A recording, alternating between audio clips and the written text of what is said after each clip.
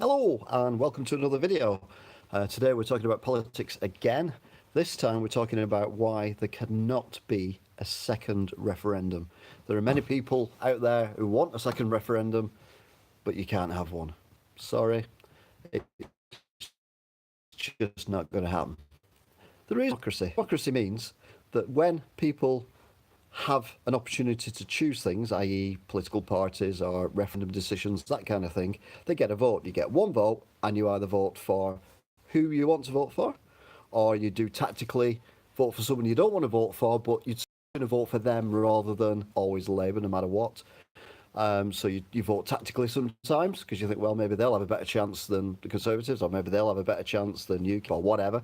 So you vote tactically, or you don't vote at all. Either way, you have an option. You get a vote. You go to the polling station, you put your cross on the bit of paper, and you say, well, you don't say anything, you just say thank you and walk out. And then whatever the result is what the result is.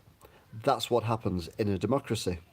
Now, we had in 2016 a vote asking whether or not we wish to remain in the EU or leave the EU.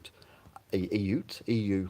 And the country chose, in the largest vote in history in the UK, there were more votes cast in that one day than ever in the history of UK voting, as in one election, not obviously in the whole of the history of it. So it was the biggest ever vote for the number of people going out on the day and putting their little cross on a piece of paper. And the result was 48% said we want to remain and 52%, give or take, said they wanted to leave. And that was a victory for the Brexiteers, as they become known later. Now, normally, what happens is everyone thinks, oh, well, I voted the other way or whatever, but, we lost. Let's not worry about it.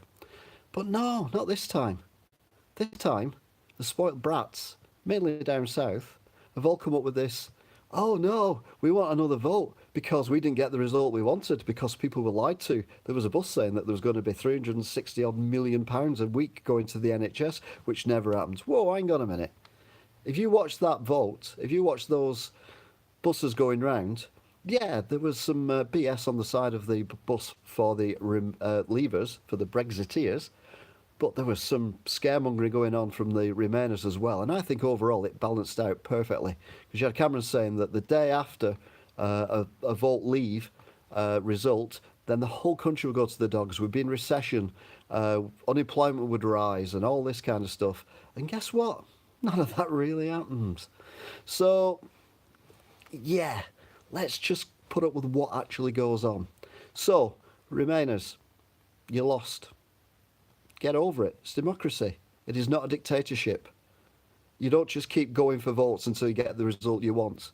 If there is a second referendum in the same vein as a previous one, then I would imagine that what we see in Paris is going to be nothing compared to what's going to happen in the UK. Sales of yellow vests will go through the roof.